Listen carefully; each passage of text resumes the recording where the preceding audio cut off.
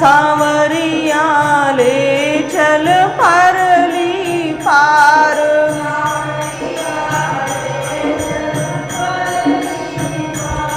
बोलिए श्री सच्चिदानंद भगवान की जय। श्री सद्गुरुदेव भगवान की जय। परम पूज्य गोस्वामी तुलसीदास जी ने भगवान राम जी के परम भक्त हनुमान जी की आज्ञा से श्री रामचरितमानस को लिखा। हम सब जानते हैं, कई महात्माओं से, संत महापुरुषों से वर्ष भर में ना जाने कितनी बार रामायण सुनते, पर ग्रंथ इस चीज को कहता है, यदि एक बार हमने किसी ग्रंथ को सुना और सुनकर हृदय में एक भाव बैठ गया, ये ग्रंथ, ये कथा तो मैंने सुनी है, बहुत बार सुनी है, बार बार सुनने से क्या लाभ होगा? कथा वही है, राम जी वही है, हनुमान जी की कथा वही है, कोई अंतर नहीं पड़ा है। वर्ष भर में कई बार सुनते, तब ग्रंथ कहता है, साधु महात्मा इस चीज को कहते हैं कि फिर हमने ग्रंथ सुना ही नहीं, हमने ग्रंथ उस कथा के रस को जाना ही नहीं। यदि हमारा मन भर गया, हृदय में भाव आया, बार बार सुनने से क्या लाभ होगा? तो हमने उस कथा के रस को जाना ही नहीं।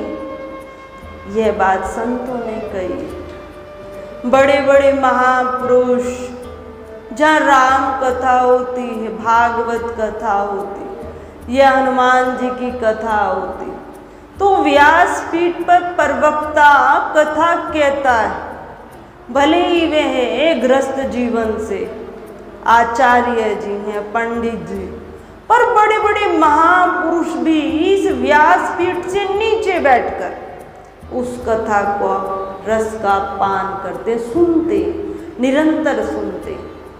टीवी पर भी, घर में कभी रहते हैं तो टीवी पर भी कथा को सुनते हैं, जबकि कथा स्वयं करते हैं, पर कथा को सुनते, कि जो सुनने से लाभ मिलता है, सुनने से जो आनंद आता है, वो कहने में आनंद नहीं, सुनने में आनंद है।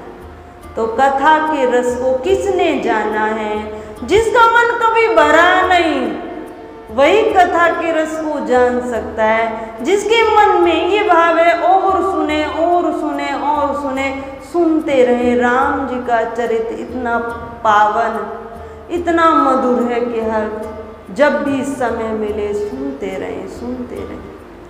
तो हम सब अपने में भी इस विचार को लाएं। यदि मन में बार बार यही भाव आता है, कथा तो बहुत बार सुनी है, सुनते हैं, तो कथा के रस को हमने जाना ही नहीं, उस वास्तविक आनंद की अनुभूति अभी नहीं हुई, उससे हम अभी वंचित हैं। तो इस प्रकार का भाव लेकर हृदय में बैठे कि पहली बार हम राम कथा सुन रहे हैं, न जाने कौन सी अनुभूति होने वाली, कौन सी कृपा भगवान करने वाले हैं कि व्यवहार सुंदर बन जाए, भगवान की प्राप्ति हमें हो जाए। गोस्वामी तुलसीदास जी की जो रामायण है, वह कलयुग में सबसे ज़्यादा प्रचलित है, और सबसे ज़्यादा गोस्वामी जी की रामायण को कहा गया। कलयुग में जितनी कहाँ पर भी हो रही है, कही जाती है, गोस्वामी जी की रामायण का ही वर्णन होता है। क्यों? क्योंकि कलयुग में मानव के पास सबसे बड़ा अभाव किस चीज का है? विचार करें, समय का सबसे बड़ा अभाव, समय का। तो गोस्वामी जी ने पहले ही इसको मद्देनजर रखते हुए अपनी रामायण को इतना छोटा किया है कि 24 घंटे में, मात्र एक दिवस में गोस्वामी जी की रामायण पूर्ण हो जाती। यदि केवल उसकी चौपाइयों का और जो छंद है उनका वर्णन हो, वह 24 घंटे में पूर्ण हो जाते। इतना सुंदर लेख गोस्वामी जी ने लिखा है। हनुमान जी की कृपा से, उनकी आज्ञा से गोस्वामी जी ने रामायण में 7 कांड का वर्णन किया है। हम नॉर्मल भाषा में कहते हैं ना, अमुक स्थान पर ये कांड हो गया, तो गोस्वामी जी ने अपनी रामायण को 7 कांडों में विभक्त किया, बांटा। पहला कांड बाल्यकांड। तो बाल्यकांड में गोस्वामी जी ने भगवान राम जी का जितना बाल चरित्र है, राम जी सहित अन्य भाइयों का जो बाल चरित्र है, वे सब बालकांड में रख दिया। कैसे विद्या का अध्ययन हुआ, कैसे जनेऊ संस्कार हुआ, कैसे भगवान राम जी ने मधुर लीलाओं को कहा, वे सब बाल्यकांड में मिलता है। बाल्यकांड के बाद दूसरा कांड अयोध्या कांड आया। अयोध्या कांड में भगवान राम जी किशोर अवस्था को प्राप्त हुए, विश्वामित्र जी के साथ गए, भगवान का जानकी का स्वयंवर हुआ, धनुष को तोड़ा, विवाह हुआ। विवाह कर राम जी सहित अन्य तीनों भाई भी अयोध्या में आए और कैकेयी माता ने 2 वचन मांगे। ये सब लीलाएं, विवाह संबंधित समस्त लीलाएं अयोध्या कांड में गोस्वामी जी ने इनको रखा। तीसरा कांड आया अरण्य कांड। अरण्य कांड में गोस्वामी जी ने भगवान राम का वन में जाने का जो समय, वो अरण्य कांड से प्रारंभ होता है। अरण्य कांड में भगवान का वन गमन हुआ, 14 वर्ष का वनवास इसी में आया। भगवान विभिन्न संतों से मिले, सीता का हरण हुआ और सबरी माता को भक्ति का उपदेश इसी कांड में भगवान ने दिया। तो गोस्वामी जी ने अरण्य कांड में इसको रखा। उसके पश्चात चौथा कांड किष्किंधा कांड आया। किष्किंधा कांड में गोस्वामी जी ने क्या रखा कि भगवान जब वन में आए, 14 वर्ष हुए, जानकी का हरण हो गया, उसके पश्चात भगवान की सर्वप्रथम हनुमान जी से मिलाप हुआ, हनुमान जी से मिलन हुआ, सुग्रीव से मित्रता हुई और बाली का वध हुआ और सीता जी की खोज प्रारंभ हुई। यहाँ तक गोस्वामी जी ने इस किष्किंधा कांड में इतना ही रखा। इसके जब ये उतर रहा था तो बाद में सीता की खोज तो हो रही थी, पर समुद्र किनारे जब हनुमान जी सहित अन्य वानर सेना थी, वहाँ से सुंदरकांड का प्रारंभ हुआ। सुंदरकांड में गोस्वामी जी ने जानकी की खोज कैसे हुई, कहाँ जानकी मिली, लंका में कैसे अग्नि हनुमान जी ने लगाई, उस सब को रखा। आगे 7वां कांड, छठा कांड लंका कांड आया। लंका कांड अर्थात भगवान ने लंका पर कैसे विजय पाई, किन किन असुरों का वध कैसे कैसे हुआ और विभीषण का राज्याभिषेक कैसे किया, वह सब इस लंका कांड में आया।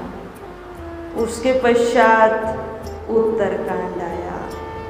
उत्तरकांड में भगवान जानकी सहित अयोध्या में आए और अयोध्या में आकर भगवान राम जी का राज्याभिषेक हुआ और राम राज्य की स्थापना हो गई। बस 7 कांडों में गोस्वामी तुलसीदास जी ने इस रामायण को रख दिया, श्री रामचरितमानस को रख दिया कि मात्र इतना भी यदि व्यक्ति सुने, इन लीलाओं का भी व्यक्ति गान करे और स्वयं भी सुने तो इतने मात्र से कल्याण होता है, प्रभु से प्रेम हो जाता है केवल इतना सुनने मात्र से। तो कलयुग में शेष क्या रहा, इतनी सरल भाषा में इतने छोटे ग्रंथ को रख दिया, तो कल्याण में विलंब कैसा विलंब रहा। कल चर्चा चल रही थी कि भगवान पृथ्वी पर क्यों आते। जब धर्म की हानि होती है, पाप बढ़ जाता है, भगवान पुनः धर्म की स्थापना करने हेतु, राक्षसों का वध करने हेतु, भक्तों को आनंद देने हेतु, और जो श्राप भी भगवान को लग जाते उनकी पूर्ति हेतु भी इस पृथ्वी पर आते। प्रभु की लीलाएं बड़ी विचित्र हैं, कैसे भक्तों को पार लगाना है प्रभु जानते। भगवान अयोध्या में राजा दशरथ के यहाँ आए, अवतार धारण किया, और भगवान देखें कैसे समय पर आते। गोस्वामी जी ने इसका दर्शन कराया। भगवान जब भी हमारा कोई विशेष पर्व आता है तो कुछ विशेष लेकर आता है, हम सबके लिए कुछ विशेष लेकर आता है। अभी निर्जला एकादशी आने वाली, तो इसको निर्जला एकादशी क्यों रखा। सर्दियों में भी तो निर्जला एकादशी हो सकती थी, गर्मियों में क्यों रखा, विचार करें। क्योंकि गर्मियों में हम सबसे ज्यादा क्या यूज करते हैं, जल यूज करते हैं, तो इसको निर्जला रख दिया। यदि कि ये बहुत एक बड़ा तप है कि जिस मौसम में, जिस अवस्था में उस वस्तु की सबसे ज्यादा आवश्यकता है उसी का त्याग करना, उसी का त्याग करना। निर्जला एकादशी यदि कोई विधि पूर्वक रखता है, निर्जल रखता है, और ऐसा नहीं कि हर समय में किसी वस्तु का अभाव हो जाए, ऐसे साधु संत महात्मा भी न रहे कि कोई निर्जल रहता ही नहीं, अवश्य रहते। साधु महात्मा बहु निर्जल एकादशी रखते संपूर्ण। ये जो निर्जल आ रही इसको तो निर्जल अवश्य रखेंगे, पर जो पीछे की भी संपूर्ण एकादशी इनको भी निर्जल रख लेते। 4 समय स्नान करते, भजन में रहते, फलाहार भी नहीं लेते, और अगले दिन जब व्रत खोलना होता है तो गंगा स्नान कर ही भोजन पाते। इतनी भक्ति है कलयुग में। कलयुग में दोषी नहीं है, भक्ति भी बहुत। तो निर्जला एकादशी में हम सब जल का प्रयोग करते हैं, तो जल को निषेध कर दिया। यदि हम मात्र एक दिन निर्जल एकादशी कर लेते हैं, विधि विधान से व्रत धारण करते हैं और निर्जल रहते हैं, तो जो 12 महीने की एकादशी, शुक्ल पक्ष की भी और कृष्ण पक्ष की भी, दोनों एकादशी, मात्र पूरे 1 वर्ष की कितनी एकादशी होती, 24 होती, पर अधिक मास यदि लगाओ तो 26 भी हो जाती। उन सब का फल केवल निर्जला एकादशी का व्रत करने से मिल जाता है। तो कितनी महिमा की बात है, कितनी बड़ी बात है। तो गोस्वामी जी ने पहले ही विचार कर अपने इस ग्रंथ को, रामचरितमानस को बहुत छोटा कर दिया, क्योंकि कलयुग के मानव के पास समय का अभाव होगा। परंतु यदि वो इन 7 कांड में से केवल एक कांड को भी अपने हृदय में स्थान दे दे, फिर एक कांड की ही बात नहीं, केवल एक चौपाई को भी अपने हृदय में धारण कर ले, केवल एक चौपाई को, तो उसका कल्याण हो जाएगा। उस एक चौपाई का केवल एक अर्थ नहीं, हम सोचें अपनी बुद्धि अनुसार हमने उसका एक अर्थ लगा लिया, उसके अर्थ अनेक हैं। जो भी जीवन में समस्या आई, बार बार हम उस चौपाई को पढ़ें, उस समस्या का समाधान उस चौपाई में छिपा है।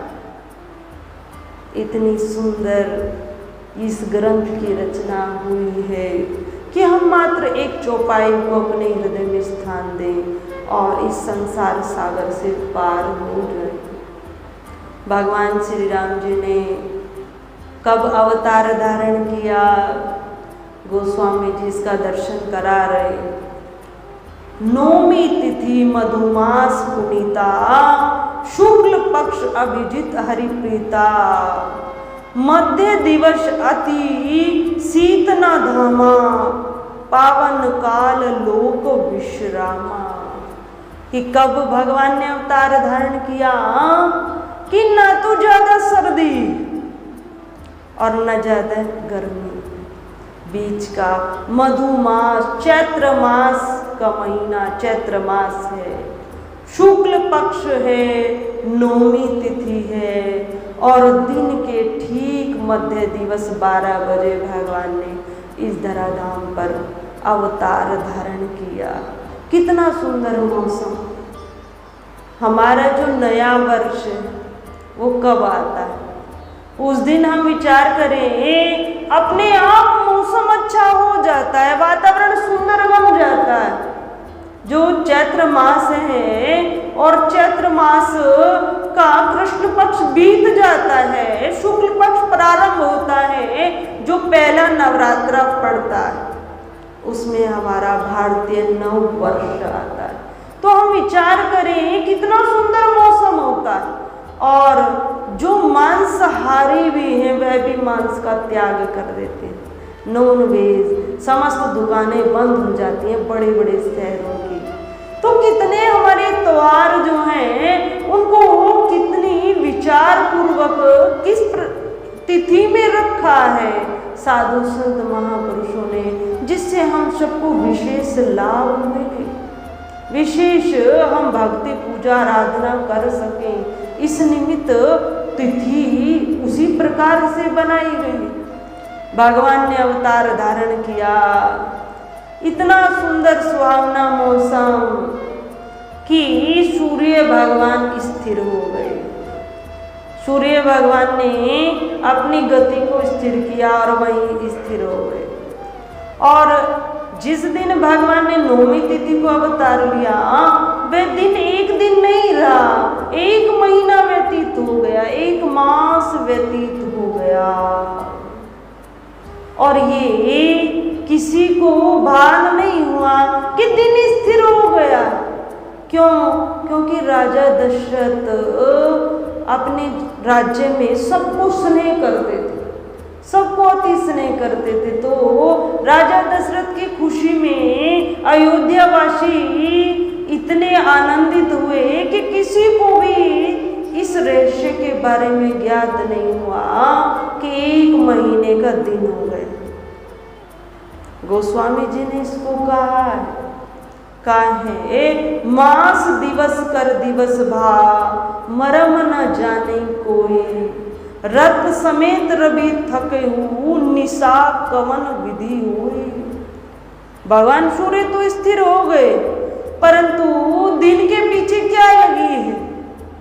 रात लगी। और जो प्रतीक्षा कर रहा है उसको तो एक एक पल कष्टदायी होगा, क्योंकि जो प्रतीक्षा कर रहा है कब ये दिन दिवस जाए और कब मैं आऊं और कब प्रभु का दर्शन पाऊं।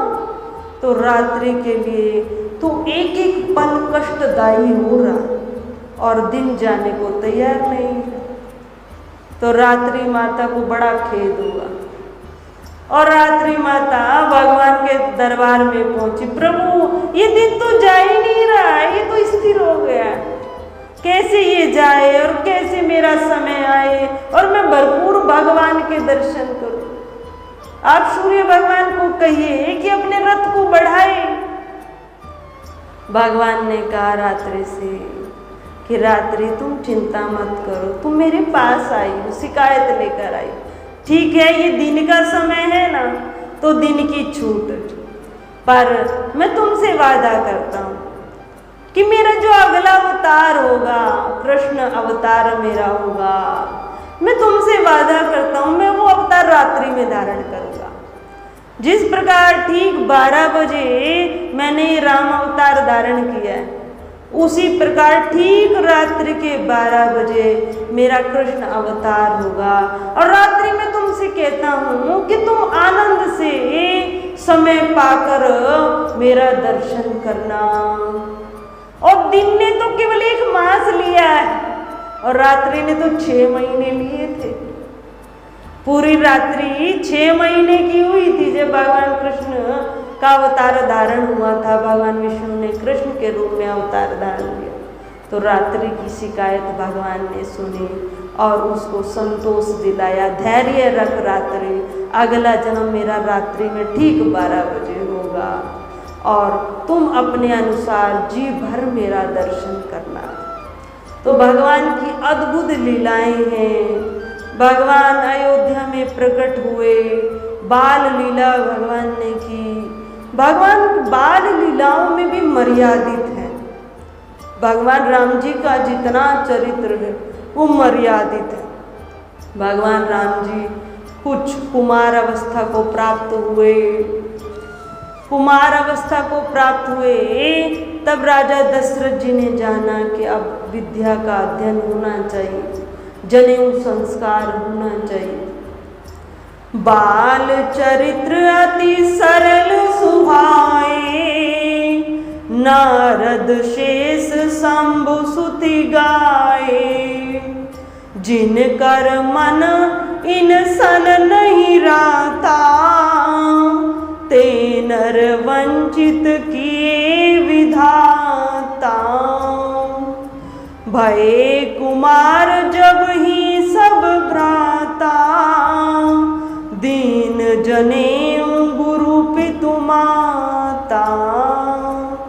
गुरु गृह गए पठन रघुराई, अल्प काल विद्या सब आई। बाल चरित्र अति सरल सुहाए, शेष शंभु श्रुति सब गाए। कि भगवान का जितना बाल चरित्र है भगवान शंकर भी उसका वर्णन नहीं कर सकते और माँ सरस्वती भी उसका वर्णन करने में असमर्थ है।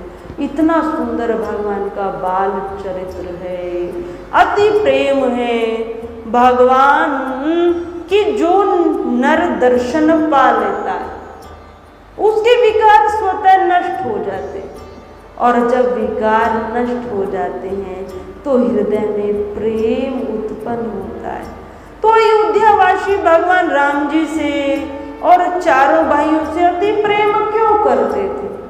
क्योंकि भगवान के जिसने दर्शन पाए उसके विकार नष्ट हो गए और भगवान के प्रति प्रेम स्वतः हृदय में उदित हो गया। इसलिए राजा दशरथ के चारों पुत्रों से अयोध्यावासी अति प्रेम करते थे। भगवान की लीलाएं अति मधुर थी। कोई भी अयोध्यावासी चारों भाइयों को केवल दशरथ के पुत्र नहीं मानते थे, अपना ही मानते थे। हमारा प्रिय राम, हमारा प्रिय, प्राणों से भी प्रिय हमारा राम। कैकेयी माता से भगवान राम जी का बहुत प्रेम, कौशल्य माता से भी अधिक प्रेम कैकेयी माता से। कैकेयी माता भरत जी से भी ज्यादा स्नेह भगवान राम को करती। तो भगवान राम जी, भगवान की ये विशेषता है। मंदिर हम जाते हैं या भगवान के भक्तों के दर्शन करते तो सत्य बताना कि जब भगवान के भक्तों के हम दर्शन पाते तो भगवान के नाम का उच्चारण स्वतः होने लगता है, करना नहीं पड़ता, स्वतः हो जाता। इस जो इस चोला है, जो ये घेरवे वस्त्र है, सबसे बड़ी इसकी महिमा है कि भगवत कृपा से कहीं पर भी जा रहे होते, गाड़ी का शीशा खुला है या कहीं किसी कारण अन्य स्थल पर भी बैठे, जो भी भाई या माता वहाँ से निकलती हैं, यदि वे धार्मिक अच्छे स्वभाव की तो मुख से स्वतः ही कोई राधे राधे करता है, कोई राम राम करता है, कोई हाथ जोड़कर प्रणाम करता है। तो इस चोले की ये महिमा है कि इसी प्रकार भगवान की महिमा है कि यदि हम भगवान के दर्शन पाए और हृदय में विकार स्थिर रही, हो ही नहीं सकता है। जितनी बार भी भगवान को हम प्रणाम करते हैं, सत्य बता नहीं सर झुकता है ना, कहीं ना प्रणाम तो सर झुका अर्थात सर झुकाना भी एक बहुत बड़ी सिद्धि है। कहते हैं ना सिद्धि प्राप्त हो जाए, बार बार सर झुकेगा, प्रणाम करना एक सिद्धि है। अपने अभिमान को हम नष्ट करते हैं। प्रभु तुम अर्थात जो बड़ा है, श्रेष्ठ है, हम उसी को नमन करते हैं, उसी के सामने सर को झुकाते हैं। तो जब बार बार इस क्रिया को दोहराते हैं तो सिद्धि प्राप्त होती है, भगवान अति प्रसन्न होते हैं। तो उसी प्रकार भगवान राम जी के अयोध्या वासियों ने दर्शन पाए और अयोध्या वासियों का उद्धार हुआ, कल्याण हुआ। कोई साधारण वे नर नहीं थे, साधारण वे नारी नहीं थी जिन्होंने भगवान के दर्शन को पाया, वे बहुत तपस्वी रहे हैं। भगवान किशोर अवस्था को आए, जनेऊ संस्कार हुआ और जनेऊ संस्कार के पश्चात गुरु गृह गए, पठन रघुराई, अल्पकाल विद्या शब आई। भगवान ने मानव लीला नहीं की। भगवान हम सोचे मानव लीला, भगवान लीला की तो फिर भगवान के तो प्रत्येक श्वास से वेद उत्पन्न हो रहे, पर नहीं, भगवान ने नर लीला की। तो भगवान भी गुरुकुल में वशिष्ठ जी के यहाँ विद्या के अध्ययन के हेतु गए। चारों भाई विद्या का अध्ययन कर कुछ ही समय में विद्या का अध्ययन पाया और अयोध्या धाम वापस आए, राजमहल में वापस आए। और देखिए कितनी बड़ी विचित्र लीला है, अद्भुत लीला है भगवान की। भगवान जानते सब कुछ थे, भगवान को संपूर्ण विद्याओं का ज्ञान। और गुरु वशिष्ठ जी कह रहे हैं राम जी कि कोई भी कथा को हम सुने, धार्मिक चर्चा को सुने, तो पहले हम उसको कानों से सुना तो श्रवण करें, फिर मनन करें, फिर निधिध्यासन करें। गुरु वशिष्ठ जी समझा रहे, और जबकि वशिष्ठ जी जानते हैं राम जी भगवान विष्णु का अवतार है, पर अपने कर्तव्य का पालन कर रहे। गुरु का अपने शिष्य के प्रति क्या कर्तव्य, और शिष्य रूप में राम जी भी गुरु आज्ञा को धारण कर रहे। गोस्वामी जी ने किस प्रकार इसका दर्शन कराया है। जाकी सहज सुवास सुति चारी, सो हरि पढ़ यह कौतुक भारी। विद्या विनी निपुण गुणशीला, खेल खेल सकल नृप लीला। कि जिसके श्वास से वेदों का उच्चारण होता हो, उन्हें विद्या का अध्ययन गुरु वशिष्ठ जी करा रहे। और कुछ ही समय में राम जी ने संपूर्ण विद्या को भी पाया। खेल ही खेल में संपूर्ण विद्याओं का ज्ञान गुरु वशिष्ठ से राम जी ने लिया। अध्ययन कर महल में आए। महल में आने के पश्चात शिकार खेलने जाते और अति आनंद उत्सव राजमहल में रहता। परंतु भगवान ये राजभोग के लिए नहीं आए, महलों में निवास हेतु नहीं आए। भगवान की लीला हुई है तो उसमें भी भगवान राक्षसों का वध करने हेतु, अन्य बहुत कार्य थे भगवान वे सब करने हेतु आए। अब भगवान की कृपा से विश्वामित्र जी को इस बात का जब पता चला कि भगवान विष्णु राम रूप में अवतरित हुए हैं, अयोध्या धाम आए और देखते हैं कि वन में राक्षसों का प्रभाव बढ़ रहा है। राक्षस ने तो ऋषियों को तप करने देते, उनमें विघ्न डालते हैं, और ना यज्ञ करने देते हैं, उसमें भी विघ्न डालते हैं। तब विचार पूर्वक पाया कि हाँ, राम जी सहित चारों भाइयों का विद्या अध्ययन पूर्ण हुआ और इस समय राजा दशरथ के साथ महलों में चारों भाई विराजमान। तब विश्वामित्र जी अयोध्या धाम आए और महाराजा दशरथ से विनय पूर्वक अपने उस आग्रह को कहा। महाराजा दशरथ ने सत्कार किया, जैसे ऋषि का होता है। पुत्रों को बुलाया, दंडवत प्रणाम कराया, पुत्रों को बिठाया। पर जैसे ही विश्वामित्र जी ने अपने आग्रह को रखा, भाव को रखा, हे दशरथ, तुम्हारे प्रिय पुत्र राम, ज्येष्ठ पुत्र राम, बस ये मेरे साथ में जाए और लक्ष्मण जी सहित ये दोनों भाई मेरे साथ जाएं। वन में बहुत राक्षस हो गए और उनका ये वध करें, जिससे वन सुरक्षित हो, धर्म की स्थापना। परंतु महाराजा दशरथ को पुत्र प्रेम है। अभी तो विद्या अध्ययन कर आए, अभी तो राज दरबार में खुशियां मन रही हैं, चारों कुंवर राज दरबार में विराजमान।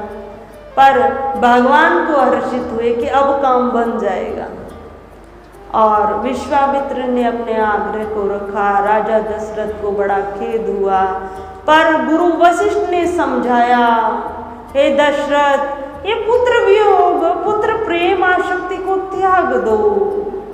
पुत्र हमारा राम राक्षसों का वध अवश्य करेगा, लक्ष्मण जी सहित जाएगा और विश्वामित्र जी साथ में।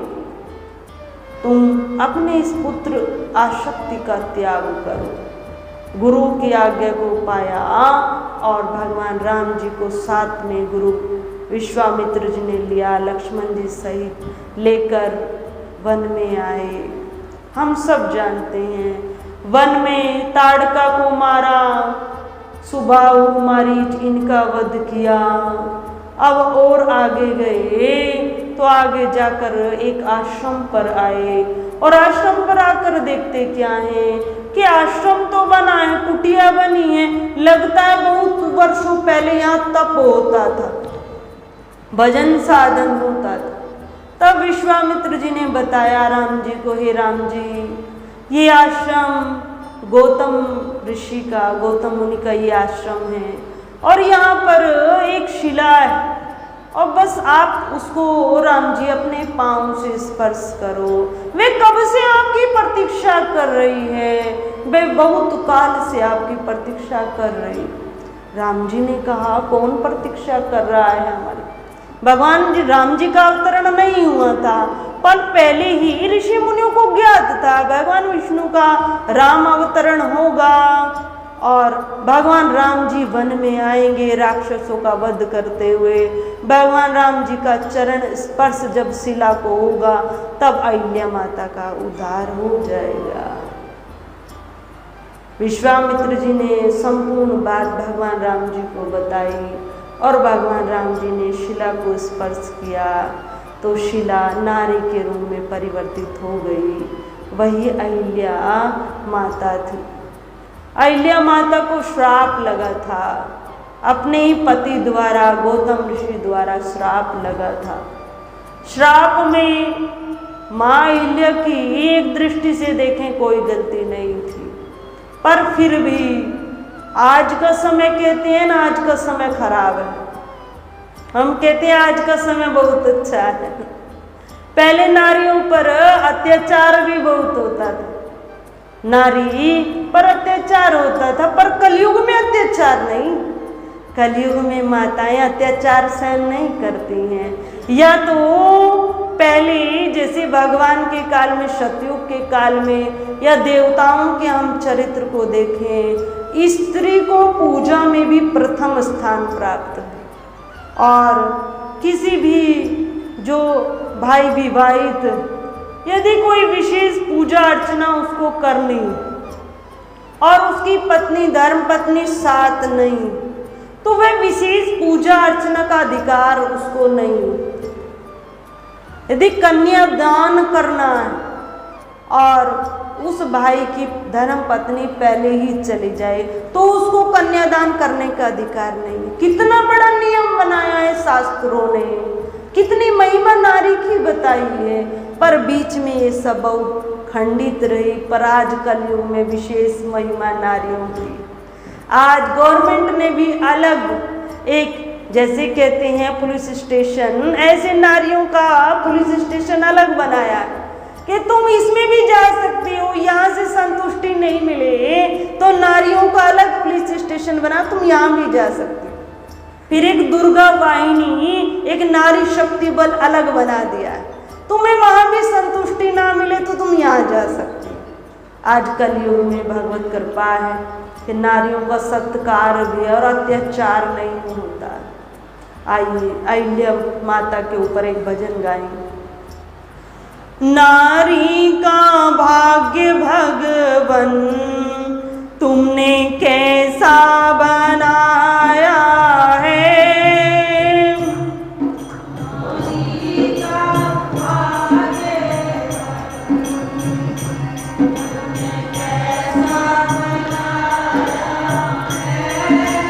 नारी का भाग्य भगवन तुमने कैसा बनाया है,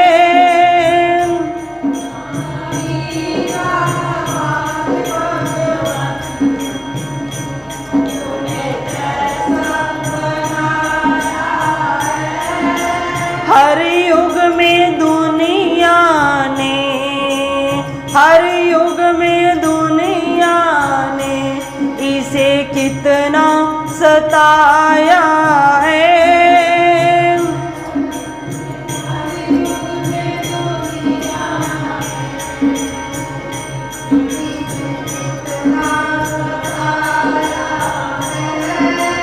मीरा जैसी नारी को, मीरा जैसी नारी को देवर ने सताया है, मीरा जैसी नारी को देवर ने सताया है, उनकी सासू ने उनको, उनकी सासू ने उनको प्याला जहर का पिलाया है, उनकी सासू ने उनको प्याला जहर का पिलाया है, नारी का भाग्य भगवन तुमने कैसा बनाया है,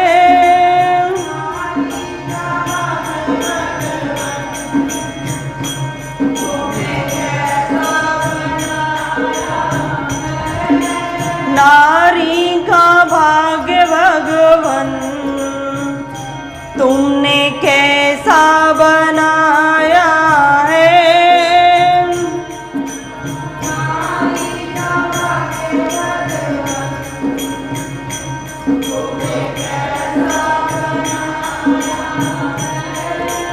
सीता जैसी नारी को,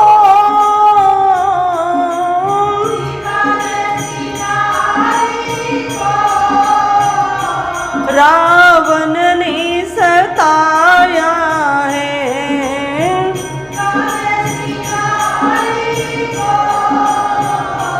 रावण ने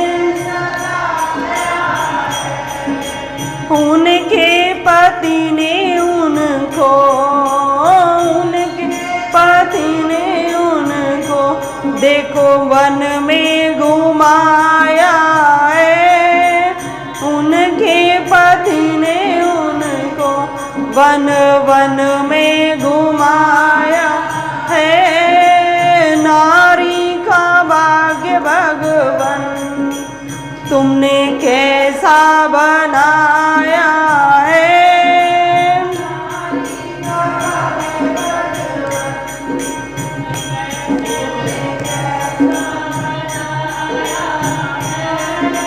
नारी का भाग्य भगवन तुमने कैसा बनाया है,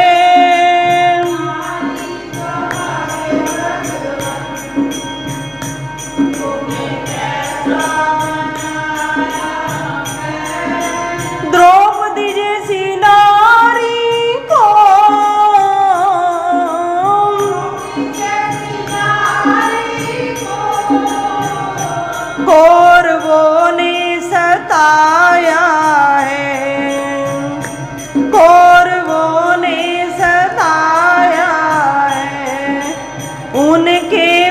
पति ने उनको, उनके पति ने उनको जुए में हराया है। उनके पति ने उनको में हराया है। नारी का भाग्य भगवन तुमने कैसा बनाया है।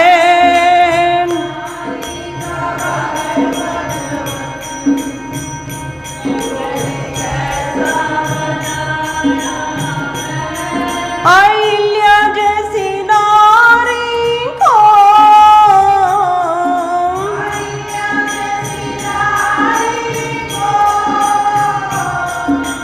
इंद्र ने सताया है।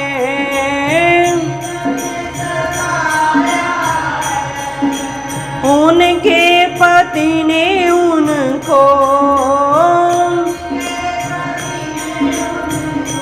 पत्थर का बनाया है।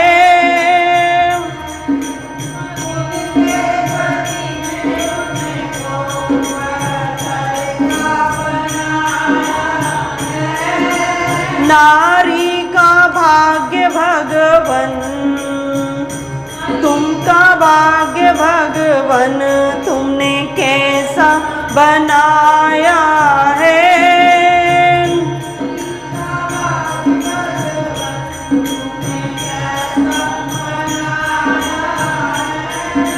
हर युग में दुनिया ने, हर युग में दुनिया ने इसे कितना सताया है।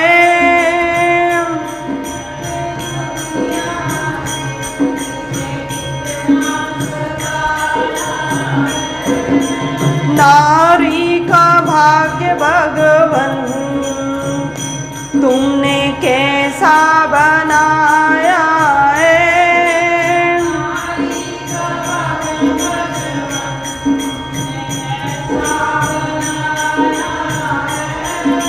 बोलिए श्री सच्चिदानंद भगवान की जय। भगवत कृपा से आज का समय अभी हमने बताया बहुत अच्छा है। आज अत्याचार नहीं, ये बहुत बड़ी बात है, होना भी नहीं चाहिए। क्योंकि कोई भी बेटी, हमारे घर में कोई पुत्र वधू आती, वे भी किसी पिता की बेटी, हम ये माने ना जैसे हमारी अपनी बेटी है, वे भी तो किसी पिता की बेटी। ठीक है, कुछ संस्कार भिन्न हो सकते, हम इस चीज को स्वीकार करें कि उसके संस्कार हमारे संस्कारों से कुछ अलग हो सकते हैं। क्यों? क्योंकि उसका जन्म कहीं और हुआ, उसका पोषण कहीं और हुआ, तो हम उसे अच्छे संस्कार देने का प्रयास करें, अच्छा संग उसे हम प्रदान करें, अच्छे कार्य में हम उसे लगाएं। पर अत्याचार करना ये पाप है, नारी पर अत्याचार नहीं होना चाहिए।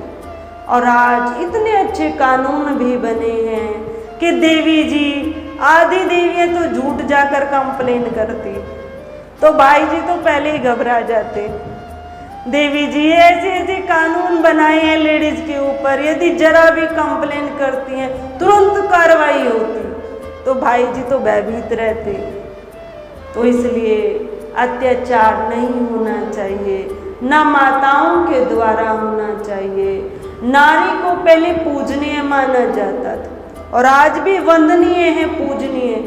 क्यों? क्योंकि एक नारी दो घर को सुंदर बनाती, अपने भी घर को सुंदर बनाकर आती है और जहाँ जिस घर में प्रवेश पाती है आती, उस घर को भी सुंदर बना देती।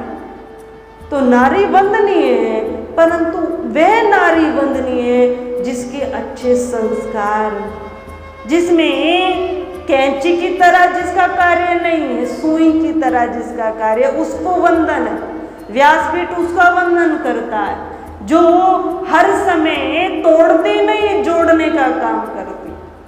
तो माताओं को शास्त्रों में पूजनीय वंदनीय कहा गया है, क्योंकि माताएं करुणा की देवी कही गई है, ममता की देवी कही गई है, दया की देवी कही गई। हम ललिता सहस्त्र नाम पाठ या कोई भी सहस्त्र नाम पाठ करते, जो 1 वर्ष में विधि विधान से करने पर एक पुरुष को उसका फल मिलता है, वो मात्र 1 महीना यदि रोज 1 वर्ष 12 महीने और नारी यदि 1 महीने उस सहस्त्र नाम का पाठ विधि से करती है तो वो लाभ मिल जाता है। जो 1 मास में भाइयों को मिलता है 1 वर्ष में, वह नारियों को 1 मास में मिल जाता है। क्यों? क्योंकि जिस तरह की हृदय में एक भूमि का एक भाव होना चाहिए, जैसे पृष्ठभूमि भक्ति के लिए होनी चाहिए, वे माताओं में स्वतः विद्यमान होते हैं। स्वतः दया करुणा ममता का भाव रहता है। भक्ति में माताओं का प्रथम स्थान रहा है। कुछ समय में ही सिद्धियों को प्राप्त कर लेती। तो माताएं आप सब धन्य हैं, परंतु हम अपने घर में रहें, पर घर को स्वर्ग बना कर रहें, सबका सम्मान करें। पुत्र का पुत्र के रूप में सम्मान होना चाहिए और पति देव का पति के रूप में सम्मान होना चाहिए। तब आप सब पूजनीय हैं, वंदनीय हैं। तो माताओं को शास्त्रों में बहुत ऊंचा दर्जा दिया गया है, क्योंकि दोनों कुल को सुंदर माताएं ही बनाती हैं।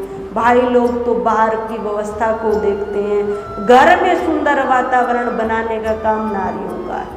बच्चों को अच्छे संस्कार देने का काम माँ ही करती, चाहे वह पुत्र हो चाहे पुत्री हो, क्योंकि माँ के पास बच्चा सर्वाधिक रहता है। सबसे ज्यादा प्रारंभिक अवस्था में माँ के पास ही रहता है। माँ जैसा सिखा देती है वैसा बच्चा सीख जाता है। एक बच्चा स्कूल जाता है और वहाँ से स्कूल में विद्या अध्ययन कर घर आया और उसके बैग में पाया कि बहुत कुछ सामान। बेटा ये सामान कहाँ से आया? पुत्र ने कहा, माँ मेरे पास में जो बेंच पड़ी थी उसमें ज्योमेट्री बॉक्स पड़ा था और मैंने उठाकर रख लिया। अब बेटे ने बताया, माँ क्योंकि बेटा छोटा है, उसके हृदय में कोई विकार नहीं। माँ ने कहा ठीक है, पढ़ा था तो रख लिया, कोई बात नहीं। यदि माँ उसे बच्चे को कहे नहीं बेटा तू उठा के लाया है तो कल प्रातःकाल स्कूल जाएगा तो सबसे पहले ये मैडम को देना है, मैम को देना है, मैम ये मैंने कल यहाँ से उठाया, ये ऐसे ही पढ़ा था, बेटा रखना नहीं, किसी दूसरे बच्चे का ये सामान है। तो कितनी सुंदर प्रेरणा है। क्या वे बच्चा अपने जीवन काल में चोरी कर पाएगा? कितनी छोटी सी प्रेरणा है, हम उसमें बीज उसके हृदय में ये स्थापित कर रहे हैं कि वो अपने पूरे जीवन में चोरी नहीं कर पाएगा। यदि इस प्रकार का संस्कार हम बच्चे को देते तो ये माँ पर निर्भर करता है कि वे अपने बच्चों को कैसी शिक्षा देती है, वो अपने घर का वातावरण किस प्रकार का बनाना चाहती, घर को किस प्रकार जोड़कर रखना चाहती, एक नारी पर निर्भर करता है। इसीलिए नारी को व्यासपीठ वंदन करता है, प्रणाम करता है। बोलिए श्री सच्चिदानंद भगवान की जय, श्री सद्गुरुदेव भगवान की जय। हरि ओम।